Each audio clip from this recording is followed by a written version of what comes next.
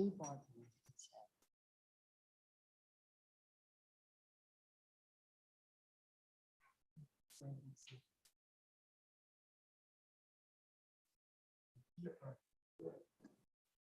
morning. Can you hear me okay?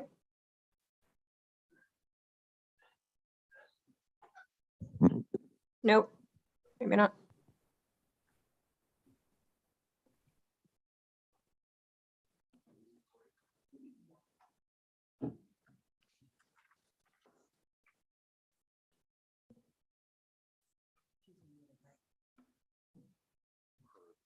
Speakers on. Yeah. It looks like you're muted, Commissioner. Now, is that better? Yes. Okay. Good morning. Good morning, Chair. Good morning. Kind of empty in that room. I asked Megan and Carolina to sit up here, but they declined. Okay, just let me know when we're ready and I will kick us off here.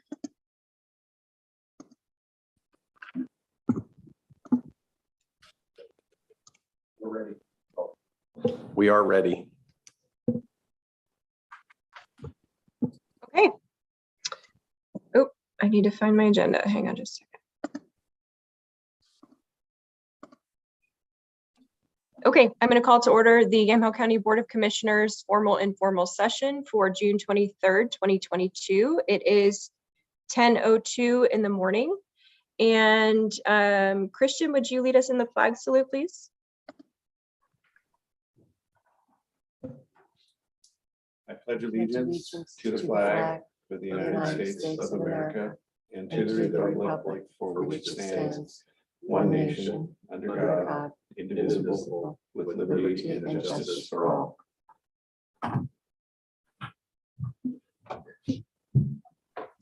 Great, thank you. Okay, item C, calendar session. Is there anything to add to the joint calendar? I don't have anything to add. Commissioner Sterrett, Madam Chair. Christian or Ken, anything to add? I know we were talking about a few things that might be time sensitive this week. Trying to remember what those were. The mass gathering, the Yeah. mass gathering permit issue. I think what we're going to do there is propose that we hold the hearing on July, I think it's July the 7th, and get the notice in to the paper tomorrow, the first paper, which then we would have 10 days. Instead of, we had originally thought about the 14th. And I'll send that, once we get that finalized, I'll send that out to everyone who received the email last week, including the applicant, and make sure that that time works for them. I think that works better given how close we are to the event itself. That gives us still not quite 2 weeks to resolve any other issues that might be outstanding. I don't remember if there were any other time sensitive things that we needed to check. Yeah, I'm going to be out of the office tomorrow and I'll be working remote on Monday, but now anyone who's watching knows that too, so that's fine. Okay. Ken, anything to add? I don't think I have any more to add. I'm trying to think of any other time sensitive things that we wanted to chat about. Can't think of it. I think that was the only one that was pressing with the public hearing, so. Okay. Let's see. That brings us to item D, public comment. This time period is reserved for public comment on any topic other than an agenda item, quasi-judicial land use matter, or a topic scheduled for a public hearing. Is there any public comment either in the room there or online that is not an agenda item? No, Chair, we just received one email. Right. Commissioners read. Great, thank you. And just to confirm, Commissioner Kula is not online, correct? I'm not seeing him. Correct. Correct. Okay. Not joining us this morning. Thank you. Okay, seeing no public comment. We will move on to item E, department update, and we have our county clerk, Brian Van Bergen, joining us. This was rescheduled from June 16th of 2022. And he sent an email this morning that he was scheduled. He's conducting a wedding, I believe, right now as we speak. And as soon as he gets that finished, he was going to come over and join us, but he hasn't joined us yet. Okay, so we'll just move that down a little bit further in the agenda. Item F is work session. We have no work sessions today. Item G is our consent agenda. Do I have a motion to approve the consent agenda? Chair, I move we approve item G, the consent agenda. Great. Commissioner Sterrett moves approval. Any further discussion? All those in favor signify by saying aye. Aye. Aye. All opposed, same sign. Thank you. Motion passes. And just let the record show that Commissioner Kula was absent from the vote. And item H is old business. We have no old business, which brings us to item I, other business. Item I1 is consideration of approval of the proposed 2022-23 Health and Human Services Behavioral Health usual and customary rates, public health clinic rates, and environmental health fees effective July 1st, 2022 through June 30th of 2022. Chair, I move approval. Okay, Commissioner Sterrett moves approval. Is there further discussion? Okay, all those in favor signify by saying aye. Aye. Aye. All opposed, same sign. Thank you. Motion passes. Item I2, consideration of approval of a support letter for Homeward Bound Pets Humane Society's grant application. And I appreciate whoever added this to the agenda. This is a good kind of piggyback on the support that we've given them from the Board of Commissioners. And I would move approval of item I2. Is there further discussion? Chair, I just want to add that this is, as you mentioned, it's just another opportunity for there to be significant funds to help Homeward Bound. As we know, their application, and these are very competitive, all of these grants. So this application is going to come with some weight if the Board of Commissioners, as the letter says, reflects that we have had a long-standing relationship with the county, and they've been very important in dog control in our county. So I'm glad that we're going to be able to do this. Absolutely. Thank you. Okay, if there's no further discussion, I will call the vote. All those in favor signify by saying aye. Aye. Aye. All opposed, same sign. Thank you. Motion passes. And that brings us to item I3, which is consideration to authorize Yamhill County Health and Human Services to submit an application for funding to support the Behavioral Health Housing Investment Participation Program from the Oregon Health Authority in the amount of $2,828,847. Do I have a motion to approve? Chair, I move approval. Okay, any further discussion? Yes, just that this is going to support the existing transitional treatment and recovery homes that we have, which is already existing. It's not something we have to start up. It will be significant funding to support those housing options. Wonderful, thank you. Okay, all those in favor of approval of item I3 signify by saying aye. Aye. Aye. All opposed, same sign. Thank you. Motion passes. And that brings us to item J, public hearing. We have no public hearings. I suppose we can do announcements if the county clerk is not in the room yet.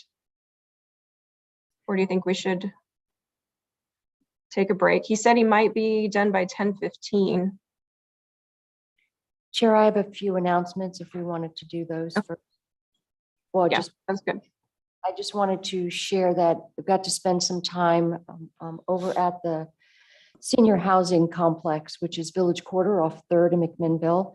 And I want to say a specific congratulations to Vicky and Yanira from the Housing Authority for the work that they've done in that and the other properties they're not just providing a roof or plumbing that works. These are very dedicated staff at the Housing Authority. They take a real interest almost to the case management point of the residents there. It's a wonderful complex. There are 50 units there. I wish we had 5 times that amount for the seniors in our community, because they have built a community there with, rooftop gardens and everything. It's lovely.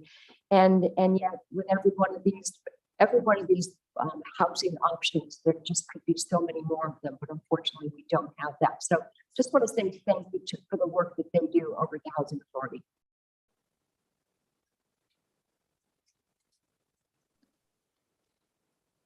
Great, thank you. I think I froze there for a minute, but it looks like it's back. A couple of announcements. We had talked about our executive session, which is scheduled for the 30th, next Thursday. And then we mentioned earlier in calendar, but trying to tackle the mass gathering permit issue, specifically with the Street of Dreams. We'll be discussing how we can try and accommodate some of those technically, numerous events, even though it's sort of one event when it comes to our application process and our permit process. We might have to find some creative ways to approve those and make sure that that can run smoothly and safely. Mm. And then I just wanted to congratulate our newest judge, Cynthia Kaufman-Noble. She had her investiture, I think it was yesterday. And so we welcome her to the team. And I think that was pretty much it on my announcements for this week. There is Carlton Fun Days tomorrow. I guess it starts today, but the parade, I'm sorry, starts tomorrow, and then the parade is on Saturday. And it's the beginning of the parade season. Began in Sheridan last week, and pretty much every weekend there's one in each of our communities, which is great. You see folks come out, and it's a great catalyst for building community. Absolutely. And Chair, for the record, I would just want to say that you mentioned the executive session next week. I'll just say that it's for the purposes of considering real estate transactions. So folks who might be watching or listening understand what the basis for the executive session is. Thank you. Ken and Christian, any further announcements while we're kind of waiting for Brian? Yeah, I can just, so it's on the board's radar, and I think we've talked about it before. One, next week, we're working on the final documents for final budget adoption for next week. So staff will have all those materials ready to go so we can proceed with the budget adoption next week. And a couple other things that are upcoming. Justin is currently working on my microphone. And then the other thing that we're working on right now is Justin is okay. Scheduling Sarah Architects to come and make their final presentation as far as the recommendations for the space needs analysis and the strategic capital plan. That was something that was in the scope of work. And we've been working on trying to find a time to get that scheduled. So I believe we have that identified in early July to come and make that, where Sarah Architects will come and make that final presentation. And then the last item is the Oracle cloud project. We're going live with the finance modules July 1. In conversations with our finance team and the project management team, it's going well and there's no delays. And while we're anticipating it's not going to be without its challenges going live with the new software system, we're still going to move forward effective July 1 with the new fiscal year with the new finance system. During that time, we're also going to still have some limited use of our current system that will be running in parallel. And then we'll be shifting gears in that project to the next major component, which is that HR payroll function in the system. So kudos to Mike Barnhart and his team and our project management team. Everybody's been involved with this project, our technical experts. They've really put in a lot of work to keep this project moving forward. And I'm really pleased to report that we're on time and on schedule. Yeah. And then Brian has arrived, so.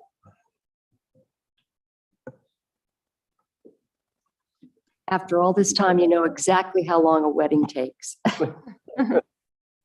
Welcome, Brian.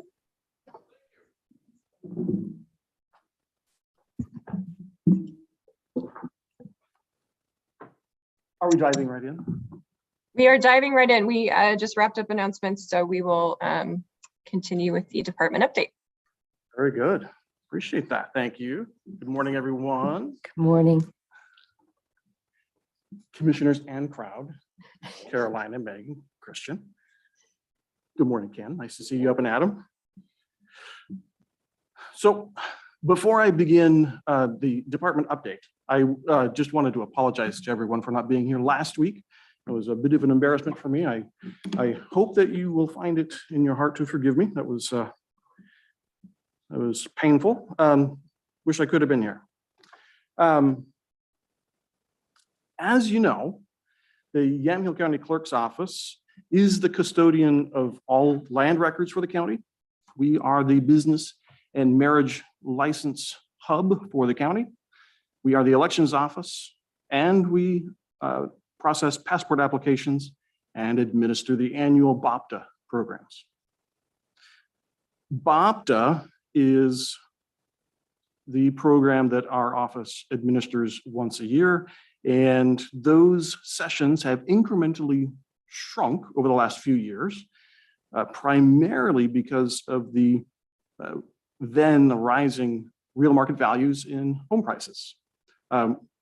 As home markets have softened and interest rates have risen, we do anticipate more BOPTA appeals this year. So we would encourage folks to be on the lookout for that.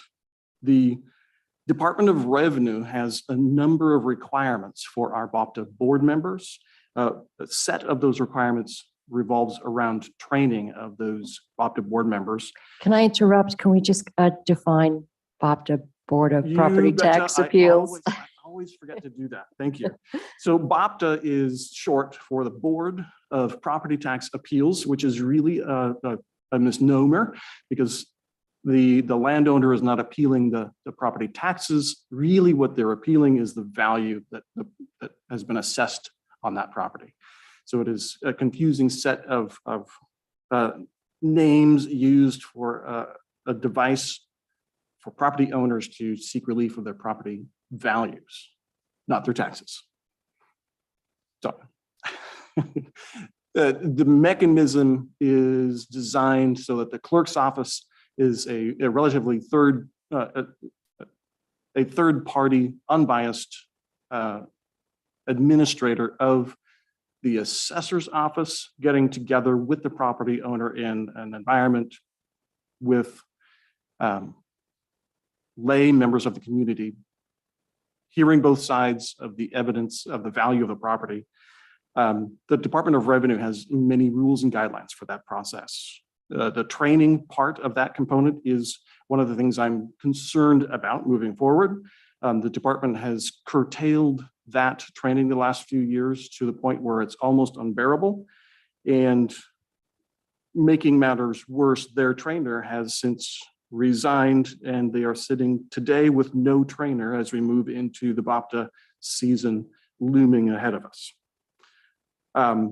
From a continuity perspective in the Yamhill County Clerk's Office, our staff member of 24 years, Anita Mills, ran and administered that process in our office before I got there, and she was actually the person that trained me. So as I leave next week, Anita is in a prime spot to resume those duties that she had before I got there.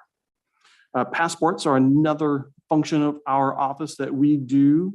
One of those things that most residents of the county think of when they think of passports is something that our office does.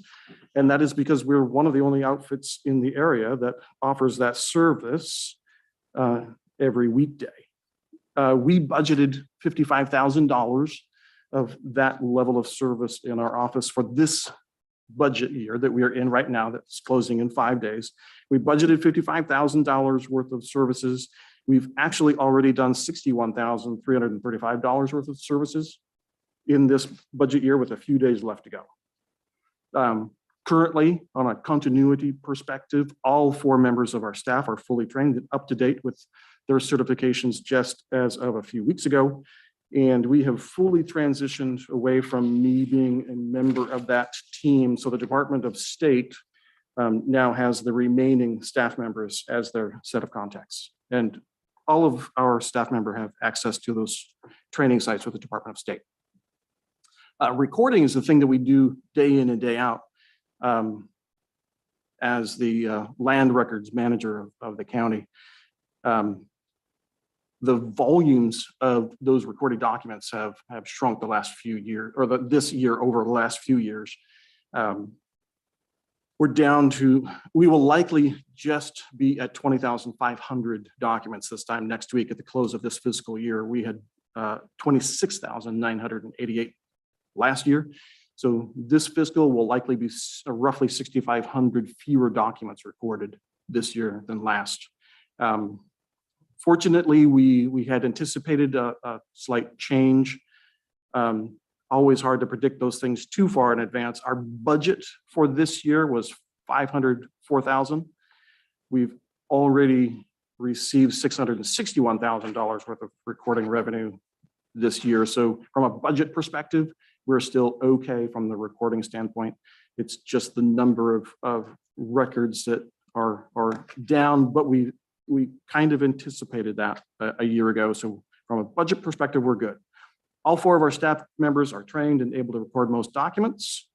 Our high volume customers have been served and are continuing to be served by Susie Sutton in our office, an employee with 16 years of experience. So she's well accustomed and able to continue serving those customers when I am gone. All 4 staff members have been trained on how to contact our software provider, Helion Software, out of Salem, Oregon, to help solve or resolve any problems that our staff can't handle themselves. All the Helion staff have been updated about the transition looming next week. And at the moment, all of our staff members are empowered to seek help from the Helion help desk. And a subsequent note for Christian, all agreements that have been made with the county clerk's office with Helion and the subsequent vendors that are e-recording partners, CSC, EPN, Indicon, and Simplify are signed with the Yamhill County Clerk's Office or Yamhill County as a whole unit, not named specifically as an individual as a clerk. So we won't have to renegotiate any of those contracts as I leave next week. Marriages, funny we should mention marriages, is another component of what we do in our office. We are responsible for issuing marriage licenses. We are not required to perform marriage ceremonies. It's something that we do as a service to the citizens of Yamhill County. And it is a popular service, not only for our citizens, but folks visiting from out of town that want to come do a wine country tour, get married, and go home. So we've done many of those over the years. We budgeted $16,000 worth of marriage licenses for this fiscal that's ending next year. We've so far delivered $15,900 worth of marriage licenses. So we're just $100 shy of our goal. And we budgeted $11,000 worth of marriage ceremonies. And as of this morning, we were $10,818. So we're just a few dollars shy of our marriage ceremony budget. Brian, do you charge for the ceremonies? We are required to charge the state mandated fee of $117. For the ceremony, not the license. The license is extra. The license is extra. Okay. We get $25 of the $50 license fee, and the other $25 is a tax that we send to the state. Okay. You get to keep the from the ceremony itself. $117. Yes, we do. Yep. So it sounds crude, but it is a moneymaker for us. So it's a service that we provide, and folks are usually quite willing to pay that. It is the same fee that judges are required to charge. So any ceremony that's conducted by a judge in a county building must be charged $170 also. All staff members know how to issue licenses, sell and create certified copies, and how to send those certified versions of those licenses off to the Department of State Vital Records. Current Chief Deputy County Clerk Carrie Hinton has performed several ceremonies already in her time as Chief Deputy. She is quite capable of taking over that task moving forward, I believe. And in my opinion, the Deputy County Clerk position does not have statutory authority to perform those ceremonies, but that is a debatable topic that might be revisited in the future. Each of them are quite capable. It's just a point where I have felt they are not allowed to under statute, so I have not trained any other members of our staff to do that. But all of our staff members have seen hundreds, if not thousands of them performed. So if that policy changes, I'm sure that any one of our staff members could jump in and do that if that policy changes. But if you're, Brian? oh, go ahead, Chair. Yes, Chair. Sorry, just to clarify, so the only person that you believe is statutorily allowed to perform the marriage is the clerk The clerk and the chief deputy. and the chief deputy. Okay, thank you. My personal opinion, not any legal advice. Okay, I just want to clarify because I know that our deputy, Carrie Hinton, has done ceremonies in your absence. So Chief deputy can. Chief Deputy, right, Chief Deputy. Okay, Yeah. got it. Slight change, yeah. Chief Deputy. Brian, it might help to just remind everyone how many deputy clerks are there? Is all of your staff a deputy clerk? I know we've got a couple Plus here some. too. Yes, we have bonus. We have bonus deputies. Yeah. So our frontline staff are all hired and sworn as deputy clerks. So as you walk in our front door on a full staffed day, you would be greeted by one of 4 deputy county clerks. If you walk into the White House, you would see 2 deputy county clerks. And in addition to those deputy clerks, our chief deputy county clerk is currently Carrie Hinton.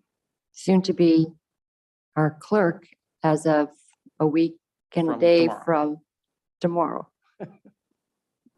Yeah. Right, so that's why I wanted to clarify, because after the 30th, she would be technically the only one allowed to perform a marriage unless another chief deputy is named. Correct? In my opinion, not sought by legal advice. Thank you. And if there's a question about that, we can certainly talk to Brian about it and understand where his perspective comes from and then do some legal research on our own and see if we arrive at the same opinion. I suspect this is an issue there is some uncertainty among clerks around the state on, and so it comes down to an interpretation of the statute, reasonable interpretation of the statute. Exactly spot on. There are at least 35 different answers. I think only 2 of us clerks have the same opinion. So there's, yeah. Yeah. Never a dull day in the clerk's office. So training in all of these fields of BOPTA and recording in marriage licenses, passports, all the things that our office does, all of that training of all of our staff is a decision made as a policy, not as an event caused by the departure of any one individual. All staff is cross-trained, regardless of whether I am there or not. The chief deputy county clerk needs to be prepared to take over in a moment's notice in this instance or any other. Similarly, all of our deputies, as we were just discussing, should be able to take most tasks that we do in our office when the clerk and chief deputy are out of the office. One of the reasons why we have made it a business decision to have as much cross-training as possible, as long as the clerk's office has been. That's by design, our office cross trains continually. We routinely swap duties so that no one person is the master of any one task. We literally change the duties of recording every week, the duties of sending marriage licenses every week, so that all staff is trained at all times. Not my invention. This is simply carrying on the solid tradition of previous clerks like Charles Stern and Jan Coleman. Their leadership allowed the current county clerk's office to have the strongest array of 24-hour ballot drop boxes per citizen in the state of Oregon. That provided the framework for easily transitioning tables and chairs to multiple configurations in our building, redundant equipment in nearly every facet of our enterprise, and a well-trained staff that can assist whenever and wherever needed. The job of county clerk has been the most rewarding of my career, so much so that I hate to even call it a job. Standing on the shoulders of those that have pioneered the way, I can see a bright future for the Yamhill County Clerk's Office. I hope you can too, and we are healthy in many respects. All 16 of our ballot drop boxes are newer, sturdier, and secure vote armor style boxes, offering easy access to our citizens while maintaining the security of all ballots. All PCs and laptops in our building are running up-to-date software and are on planned rotation cycles for replacement. All scanners in our building are in good working order at speed and accuracy. We run the best vote tally system in Oregon. Our office offers our citizens e-recording services, where over 70% of our documents every day are recorded electronically. That means that almost every one of our documents that are coming to our office from our citizens are recorded in about 10 minutes or less, rather than previous, that was a 2 or 3 day cycle. We are now doing the vast majority of the work for our citizens in minutes instead of days.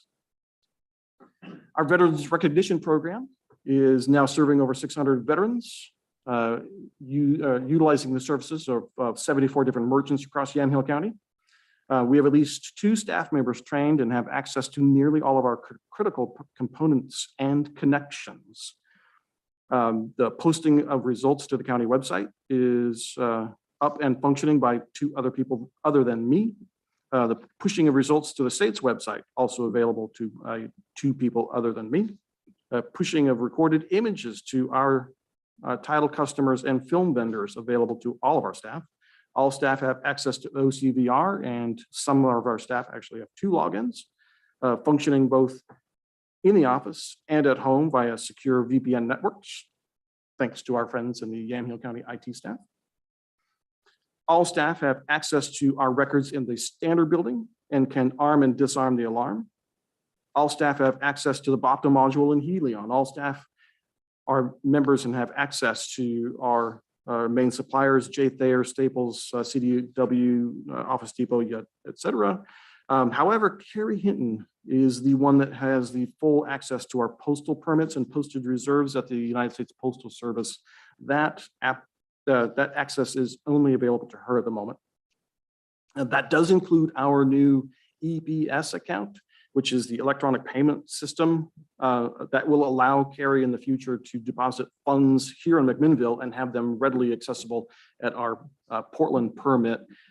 Previously, we had to issue 2 different payments, one to the McMinnville Post Office, one to the Portland Post Office, with help from, again, going back to the kudos from Mike Barnhart. Mike allowed us that privilege, which is going to help Carrie immensely moving forward. It's a huge time saver. Doesn't sound like much, but let me tell you, it's a huge time saver to deal with 1 post office instead of 2 or 3.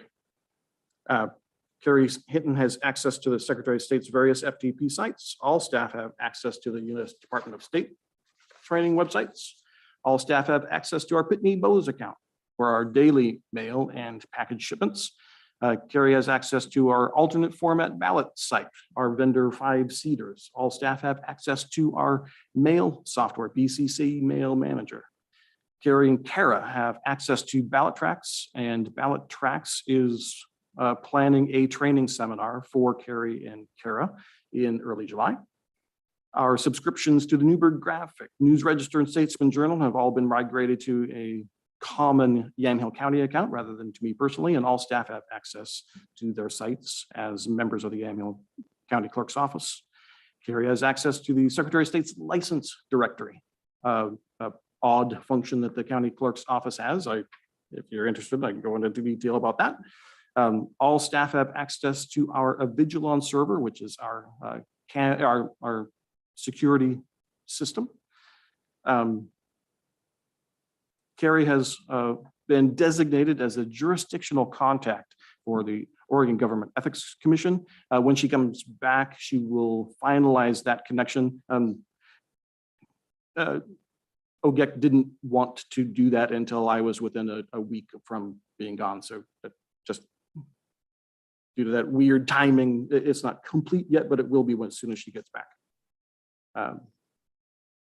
Carrie has our customer service rep, Megan Elrod at US Bank. They've been in contact regarding our debit and credit card machines and the transition of that process. They've been sharing the details of our debit credit card machines, their individual IP addresses, and some nuances about the security protocols about those. Carrie has her own county issued purchase card. The Center for Internet Security is one of those other government entities that is slow to react to the change. They are not yet fully transitioned, either in our office or the IT department. We both had recent changes to the federal government. 6 months is recent.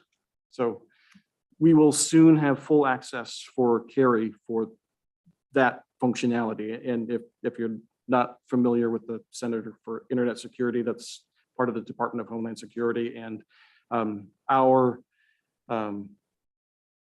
Albert sensor in the IT world is part of all of that. And our office is the host, or there's a lot going in there, but I'll try not, I don't want to say too much because there's so many sensitive security protocols about that, but that's coming. Carrie has been signed on to Oregon Buys, so she can sign future voter pamphlet contracts with the Secretary of State's office. One of our vendors, Integra, is one of our providers for one of our devices in the office. They are aware of the upcoming transition, and they're actually planning a personal visit, much like Ballot Tracks is planning a personal visit to come out and meet with the new staff. Our primary print vendor, B&B Print Source in Tigard, has already been out with a personal visit to meet with and introduce themselves with the new staff. Send It Direct, our mail house, has been introduced, and our two of our staff members have access to their FTP site. Hart InterCivic has also been introduced to our new staff, and our new staff has access to Hart's FTP site and their support team. Oregon Secretary of State's office has been made aware of the staff changes, as has the OCVR help desk. Most of our team already has direct access to all of the Secretary of State's office and the OCVR help desk team. So there's just some nuances of hierarchy there that will be worked out next week. Questions so far? By state statutes, elections must happen regardless of rain, sleet, snow, natural disaster, or whatever else comes our way. There are and have always been plans in place to conduct each election accurately and timely. When I was first elected, after being sworn in, I was given a 30-minute tour and sent to work right away on the budget, which is always a fun thing. And one of the things that I will really regret leaving on June 30th is not seeing the demise of GEMS. July 1 will be a happy day in Yamhill County. Thanks to a couple of key people. If I could bake, I would bake something awesome for Mike Barnhart. Like that, he might just see something in his mailbox very soon. So when I was elected, I had no experience whatsoever. in elections, and I felt overwhelmed. A lot coming at you right away. Over the years, we have streamlined procedures where we could and added efficiencies, but there remain many areas that are ripe for improvement in the Yamhill County Clerk's Office. The appointed clerk will be surrounded with competent staff and election board workers that are, without doubt, the best in the state. These individuals are dedicated, experienced, and will help ease the transition. Speaking of elections, we have ready for the transition over 40 trained and experienced election board workers, over 120 volunteers able to assist in election night's ballot drop box closing programs, and over a dozen new recruits that are anxious to help out in the clerk's office that are just waiting to be hired. For instance, Dorothy has been assisting the Yamhill County Clerk's Office for over 40 years. Recently retired Pat Harding and her teammate Sandra Clerk gave many years of service, are well-versed in election management, and only a phone call away. Gail Jensen, recently retired chief deputy, who has over 30 years experience, and Jan Coleman, retired Yamhill County clerk, both remain locally. Linda, Lee, Vicky, Barb, Sandy, Dennis, Chris, David, Joyce, Judy, Sharon, Robin, Rose, Jan, Candy, just to name a few of our dedicated election board workers, are all dedicated to the cause of preserving our elections and have proven that with their service over the years. Some have served even while suffering through personal health issues. Ken and Ralph are the best ballot rangers in the state and are ready to serve when called upon. Even with all the help and support, thinking about upcoming elections are bound to cause anxiety for some people inside and out of the clerk's office. That has happened with elections, and a lot of anxiety has built up over the last couple of years in the United States around elections. With any election-related question, we encourage any voter directly reach out to their elections office. In Oregon, each and every election is open to observers, and we encourage those that are interested to not only come and watch any individual day, but especially important is our Logic and Accuracy Day. That process of showing how the process works and showing that the numbers match each and every time is vital for folks to know, to help each voter know why we clerks are so proud and confident of our process.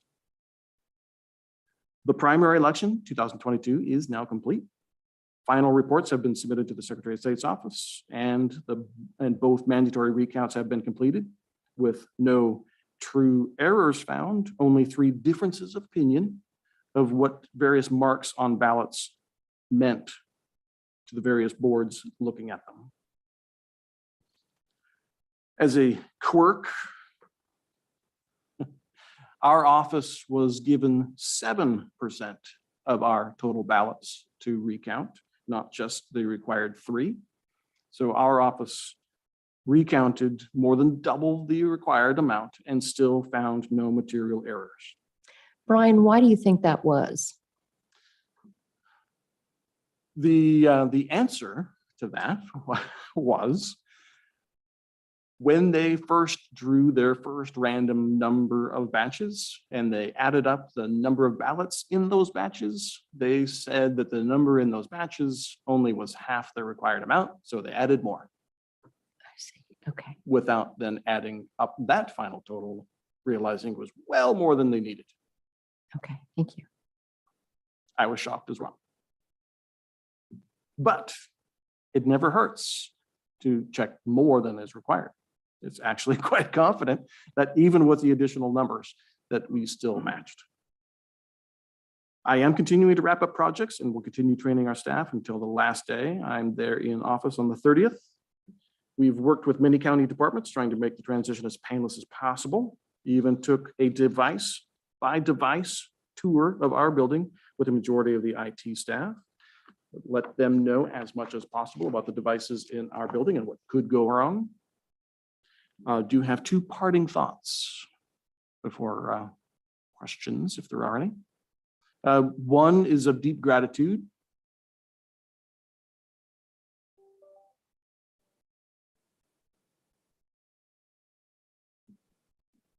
It's not an audio failure, sorry.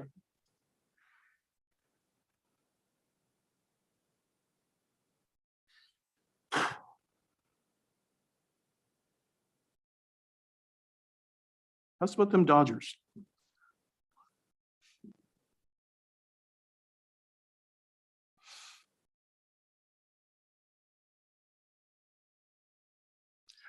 A dear friend of ours showed up at this meeting a few weeks ago. He had some very kind words and that touched me a great deal. The confidence that he shared in our staff shows that our team is well equipped to move forward.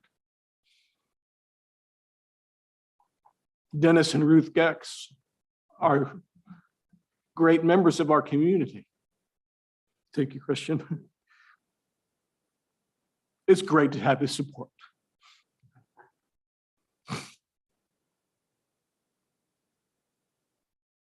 I am grateful and humbled to have been the county clerk for these many years. I've met very wonderful people and had the privilege of working with the best group of people, citizens of Yamhill County. It's been refreshing to come to work the past few years. With all the troubles that we've had in America, in Oregon, in Yamhill County in the last few years, it's been refreshing to come to people from widely different political views, sitting with them in close proximity, working through an intensely political process, with them working together as teammates to get a job done. We really do have great people working in the Yamhill County Clerk's office. I've had the pleasure of officiating nearly 1,000 marriages since I've started a few years ago. That has been one of the best parts. While I will be leaving in a few days to work in Marion County, I have and always will live in Yamhill County. I was born in Newburgh, have always lived here, always will. We raised our family here. Most of my family is still here. I will be available if needed. The family of county clerks is strong in Oregon. If any member of the Yamhill County Clerk's staff needs anything, all they need to do is ask their fellow clerks or the trained staff at the Secretary of State's office, and they will receive immediate help. The events, regrettable events in Clackamas County the last few weeks are actually a good example of how clerks rally together and help each other. Many of us reached out, offering assistance where we could, from additional paper to printing assistance to actual humans on the ground helping them out. It is not unusual. That is our family of clerks in Oregon. I am quite confident that any question or concern you have moving forward of the Yamhill County Clerk's office will be addressed with swiftness and accuracy by your new team. If that staff does not have the answer, they know where to find it. Either from other clerks or from the Secretary of State's team. And again, I would very much like to thank the residents, citizens of Yamhill County for this honor and privilege I've enjoyed these last few years. Questions? Thank you, Brian. And we thank you for your service over all of these years. And clearly you've developed and your team has really developed into a family that's close-knit, care about each other. That's evident. And so we thank you for your service. And I too appreciate former Commissioner Dennis Gex's wisdom and his thoughts. I've relied on him numerous times over the past couple years. And we appreciated him coming forward as well. I think, you know, right or wrong, you sort of have been in the hot seat for the past couple years with all of the different things happening in Yamhill County. And the good thing that I've seen is that people have really been exposed to how the elections work in our county, and they feel like they have direct access to you and your team, and they've been asking more questions. And you know, because you hear about things happening throughout the state, or people are nervous about certain things, or you know, Clackamas County happens and then everybody's thinking, well, shoot, is that happening here? So I've really appreciated the open lines of communication that we've had, and just the, you know, quick response to questions. And over the past 6 months or so, you've just been bombarded with that. So I have some questions. I kind of wanted to go back very quickly with some concerns that we had. Just a quick recap, because we had 2 recalls in January, then we had 1 in March, and we had some issues with the ballots in terms of, you know, they were being returned to sender, or they weren't being delivered properly, or whatever. And you've come on before and answered those questions as to, you know, how those were handled. It does seem like the Secretary of State has been very hands-on and responsive to trying to tackle some of those problems, because obviously it affects more than just Yamhill County. So I've appreciated seeing that. It's reassuring to know that they and the team of clerks statewide will be and have direct access to Carrie. One of the concerns that we've had is this transition. You know, your last day is in a week, so the transition of making sure that this office can continue to function on a high level, because you're already into the November election. Frankly, you're already doing those things. And so that was a major concern of ours. And then also having somebody who is like yourself, directly accountable to the public, so that as questions come up, they feel like they have a true person who is their representative.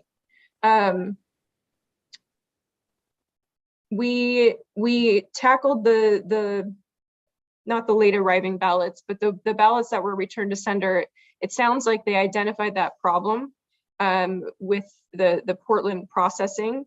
And as far as I know, and to your knowledge, that didn't appear to be a problem in the primary. You haven't heard that in our past primary? Great question. It was quite evident that it was a problem outside of our control. There were no changes in our process in the primary compared to the January or the March, but in the primary, we only know of 7 ballots that got redirected. Voted ballots got redirected back to their voter instead of dozens of them in the previous election. It was oddly, the reports coming out of other counties had much larger numbers in the primary than they had seen. So it remains an issue with the design of our ballots statewide and the processes used by the post office. So we remain on a task force to try to redesign those envelopes statewide, because it's not perfect yet, and that's our goal. Our goal is to make every ballot to its destination. It was refreshing not to see more than 7 ballots this time, or hear of more than 7 ballots this time, but it's still 7 too many. Okay, that's good to know. Thank you. And then, you know, when we had the recall in January, the 2 recall elections, that was really the first time that we had this, you know, postmark law that was in effect. And I believe the what you would call a late returning ballot was roughly around 500, maybe 400, 500 that we saw in that one. Seems like a similar number in the March recall in terms of ballots that came in too late to be counted. So is that something that you've talked to other clerks about in terms of what they've noticed as well? And does it seem to be consistent numbers where we could potentially craft some type of public education campaign around that to make sure people know that this is a problem? 500 ballots is a lot of votes. At least 33 of the county clerks called to harass me for that.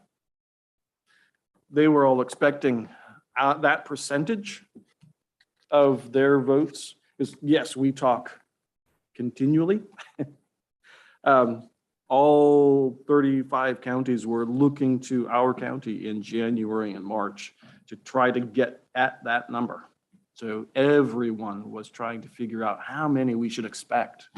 Our January election had a quirk in mail processing that everyone thinking about the postmark issue should remember. Is in January of 2022, our election was on the 18th. The day before was a federal holiday, which skews the delivery schedule a bit. So I've tried to remind everyone to be cautious about using our January election as a guide. I honestly thought that our March election would have been a really good indicator. It fell on the normal schedule with a Tuesday election with no weirdness on the Monday, and it was a countywide election, a heavily used countywide election, which I honestly thought would have been a great indicator of what counties should expect the days after election day. And silly me, I told our counties to watch for roughly that amount, that percentage. And I was off in nearly every county by almost double. So we had over 1,000 ballots returned in that week after election day instead of just 500 in a lower turnout. So we are all thinking exactly like you're thinking, Chair, that moving forward, the stage has already been set for voters' expectations that it is now okay to mail in your ballot on election day. Super scary from an election management perspective, trying to gauge how many to expect on that day after and the 2 days after and the 3 days, and how to manage our election board workers. I can't begin to imagine how to honestly tell a campaign, if you're running for Yamhill County dog catcher, how many ballots to expect the day after. And that is something we could have informed someone a year ago of how many. We have really good detailed values of the number of ballots we get the 10 days leading up to every election in the last 25 years. Using those metrics, we were within percentage points every day leading up to election day. For instance, our projections had us in the primary having 10,480 ballots in the building. In reality, we had 10,000 that day. On election day, we had a huge bump, which is odd, but not terribly odd for a hugely complicated primary with both major political parties having over a dozen gubernatorial candidates. So it's not weird that we had 11,000 instead of 9,000 ballots that day. But what is weird is having another 1,100 ballots come in after that day that we are somehow supposed to work into the mix. So we ended election day higher than we thought we were going to be. And then we added over the next week after that. And like you're saying, Chair, very, very difficult to prognosticate what that means moving forward. and how to better educate people. All I can continue to say, and I will probably continue to say this as long as things are the way they are today, is ballot drop boxes are your friend the week before Election Day. If I were a voter, I would not attempt to mail in my ballot the week before. Right. Okay, so I think I got my numbers mixed up. So there were, in March, in the recall, there were roughly 500 that came in after Election Day, but they counted. But there was a number that didn't count because they didn't have a postmark or whatever. So are you saying that in the May primary, your expectation of what would come in late, or at least a past Election Day, was double of what you were expecting? And that was pretty much consistent across the state? It was. Okay, but we don't know how many, well, I mean, we would know us, but what percentage of the late ones were not able to be counted? A super good question that I don't know the Secretary of State's office has all those details yet. Okay, but we're assuming it's something because it was something in March, so. Right. Okay, well, it sounds like, you know, for my colleagues, it sounds like we need to potentially weigh in the next legislative session and try and fix this bill, because I think that is just absolutely awful that people think that their ballots will be counted, and it's, the confusion is causing a lack of access to free and fair and open elections. So In my opinion, Chair, you're spot on. If you live in Burns, you must get your ballot to your local post office by 3 p.m. on Election Day. But if you live in North Portland, you can vote after 8 p.m. on Election Day. okay, and then we had a question about Dropbox security, and I know I saw your response to me in an email that a lot of our security protocol are private, or, you know, they're not public for obvious reasons. So to respond just to the public that is concerned about, you know, people tampering with a ballot box or whatever it might be, can you give a general statement as to how we secure our drop boxes?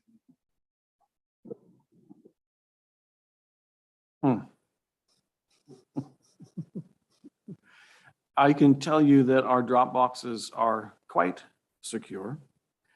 I can tell you that with video evidence, a Hyundai Accent weighing about 1,200 pounds was able to destroy the ballot drop box in the courthouse parking lot by accidentally not even backing into it, but backing next to it. But a Ford F-250 directly backing into a drop box had no damage to the box. Does that help? The box. No, we might be encouraging people to back into the drop box. Exactly. And that's exactly why I want to caution you on how you address this issue, because how you answer that question leads some people to do silly things. Well, I think the concern that I heard was, how do we know if somebody isn't showing up, you know, on 7:55, right? And they have this huge bucket of ballots that clearly, you know, seems fishy. How would we know that? How would we know if the ballot drop box is being stuffed by a, you know, a certain individual? And would that raise concern? Every voter should remember that a ballot is generated by our office and is mailed to a voter, a registered active voter in our county. And only those people that have a valid address will get a ballot. So only those ballots that have been generated and sent to an actual active registered voter could even possibly be counted. So if those ballots were collected by someone, they were sent to an active registered voter. And the only way that a ballot inside that envelope would get out of the envelope is if we have checked the signature on the outside of that envelope to make sure that that ballot was voted by that voter.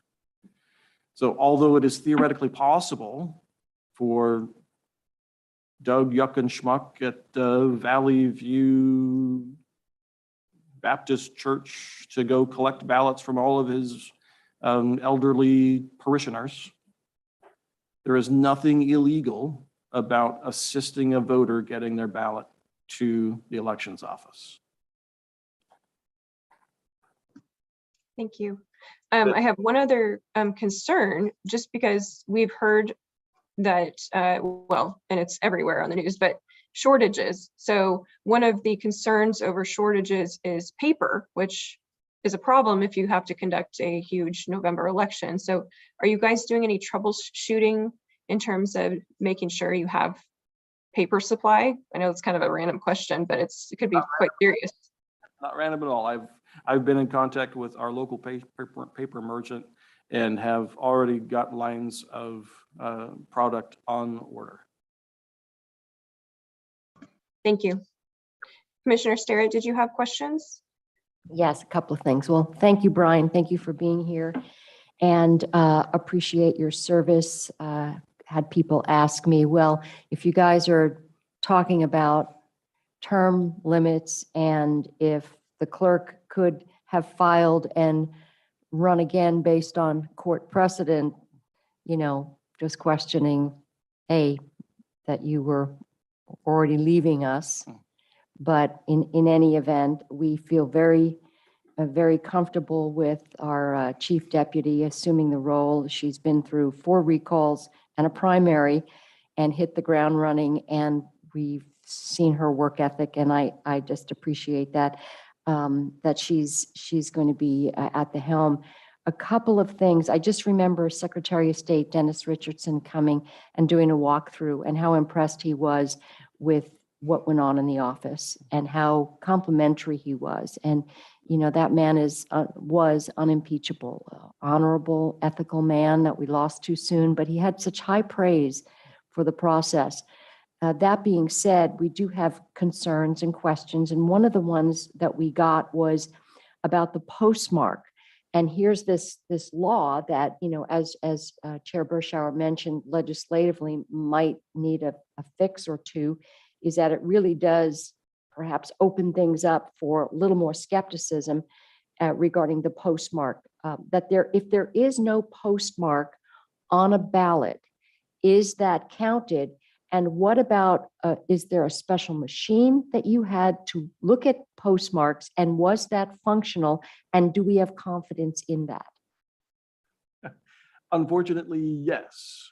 With the way the law is currently written, if we receive a ballot through the post office within the 7 days after Election Day, if I cannot prove it was not sent on time, I have to accept it. Meaning, if there is no mark whatsoever and I get it in that 7 days, I am required to assume that it got mailed on time. Which is concerning because you have numbers that are reported, got numbers that are reported on election night. You've got different batches that are reported, you know, a day after or so. And it really does beg the question, couldn't this be just another opportunity to say, how many more votes do we need to win this? And people are concerned about voter fraud. Understandably, we're seeing across the country that there are some validations to those concerns with arrests and different things like that. So when people say, hey, you say everything is on the up and up here, but we do have a system in Oregon which, you know, cause for concern in some of the processes. And this latest one is one of them. So I'm wondering what we can do going forward and what our chief deputy Hinton could do to shore that up, tighten it up at the local level. Absolutely nothing locally, except reaching out to your legislator and beg them to correct that law. What really needs to happen at the minimum is require the postmark to be present the day before Election Day. There should be no chance that if someone drops a ballot off in just because they live close to the distribution center should not give them a leg up by 8 hours over any other voter in Oregon. That simple change of adding a single word to the statute would help immensely. Just saying postmarked before election day. Just that single word before would clear up the vast majority of our concerns. And the requirement of a postmark is the other one. And to roll back to your other question, A/B, our fancy dancing machine is really just a fancy barcode reader that reads the fluorescent orange mark that the processing equipment at the post office has, showing which machine ran that particular envelope through their system. It gives the machine ID, it gives the date it was done, not the month, but just the day, the operator, and the shift differential. So you have evidence of that ballot getting to the post office before a particular moment in time. And that is the device that we used whenever we couldn't see with our own eyes a legible postmark. Okay, well, thank you. And I want to say thank you to former Chief Deputy Clerk Gail Jensen, who's been trying to retire and we just won't let her. And she is going to retire the same day you are, I understand, but we appreciate her and the work that she has done. And again, I appreciate your confidence in Carrie Hinton. We do feel the same way here, and the board unanimously appointed her. So we're excited to see that, and we wish you all the best. Thank you very much. I should just clarify one little point there, is that I have been quite confident in the vote by mail process in Oregon up until December 31st, 2021. The postmark rule is one of the worst things that will begin to erode people's confidence in our system. And that is exactly opposite of what we need. We need to build confidence, not erode confidence. And just to add one more caveat there, what I fear coming is additional erosion of our checks and balances. And one of the most important things that I beg you 3 commissioners to do is resist any movement towards same day registration. No argument for me. That is just, we're opening this up to basically making our elections completely and utterly unverifiable. Exactly right. Great. Thank you, Brian. I appreciate your perspective on that too. Gotcha. Thank Any you. other questions, Chair, or is that it? That was all on my list. Have anything that Casey wanted to ask Commissioner Kula? I believe Casey was going to send a list of questions. At least that's what he mentioned last week. Oh, well, the only, one of the questions I had was regarding the cost to the county about the recall. So we have, you sent us, it was 87, where are we?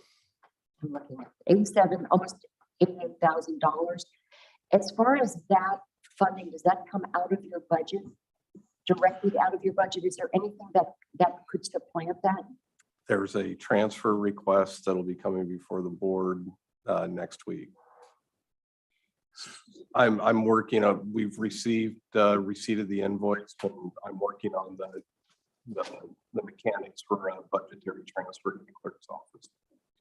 So this is just the commissioner's recall, this $88,000.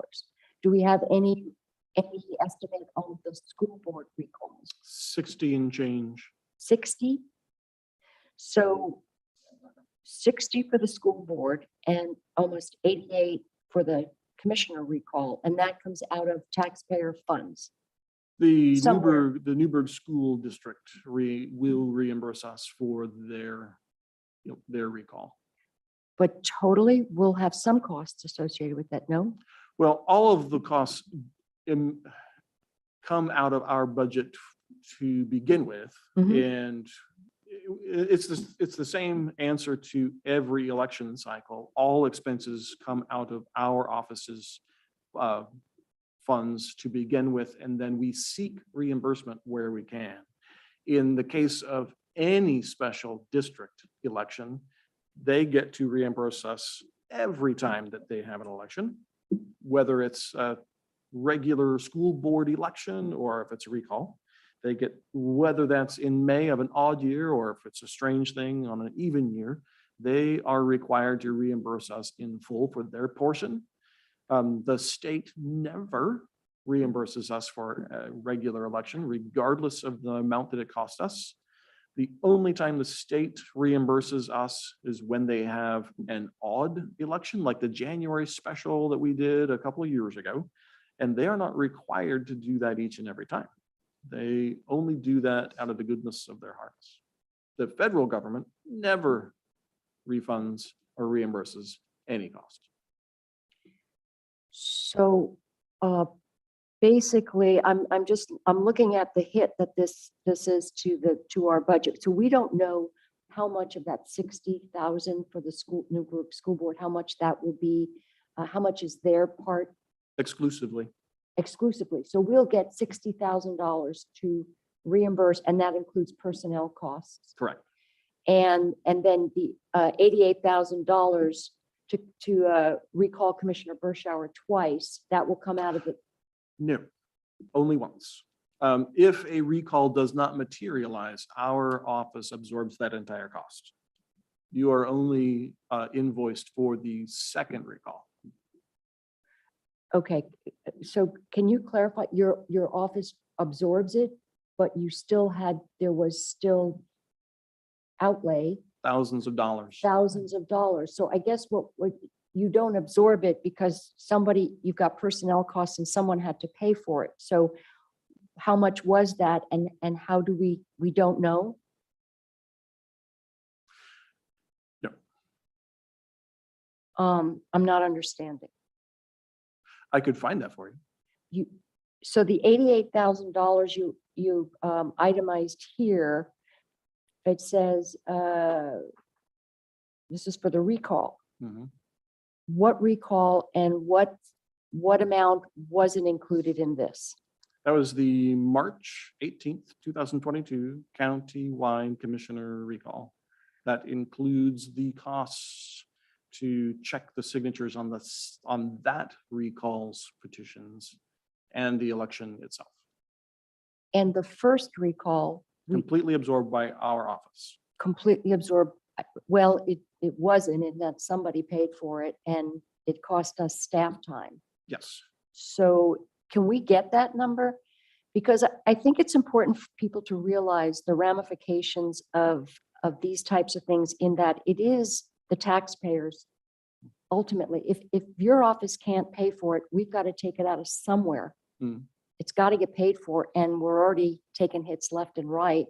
So this is not a victimless crime, in my estimation. So I'd love to know the net cost of this to our personnel and to the taxpayers. The downside, and what I will caution you right now, is that we do not delineate front office staff time, chief deputy staff time, or county clerk staff time to that recall. So what you will get is an estimation of their time involved with that process. I can give you accurate data for all of our election board workers. All of their time was spent on that election. That will be easy to do. Okay, because we can delineate the costs, in other words, what does it cost to do a ceremony? Or what does it cost to record something? So that's something we can delineate. So I'm assuming we can do the same for this. And I also look at the cost to, just the drain on personnel and how many hours they were there. And then going into a primary where they were there a lot of hours. I have not recorded any of my time. but staff has been under the gun, and so have our election workers. You know, they've been just wonderful about showing up, and we appreciate great. that. They've been great over the years. So, okay, thank you for that. And Ken, just to verify, you said that the transfer request is coming next week. But does that come from a specific fund or is there options? There are options, but right now I'm still working on that and what the budgetary transfer is going to look like. I received the invoice this week. So, again, I'm trying to, the expense was incurred this year. So it's a budgetary action and transfer that I'm looking to have done before the close of this fiscal year.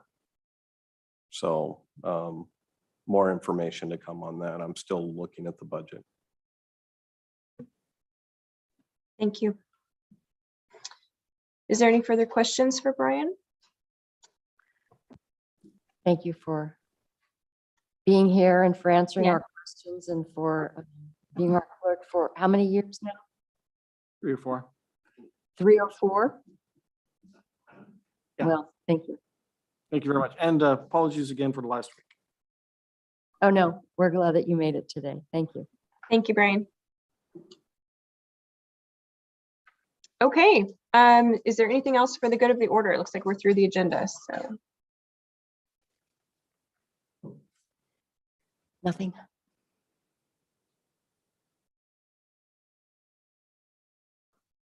Okay, hearing none, I will close the Yamhill County Board of Commissioners meeting, formal and informal session for June 23rd, 2022. It is 11:22. And I hope everybody stays nice and cool this weekend. Thank you. Thanks, Chair.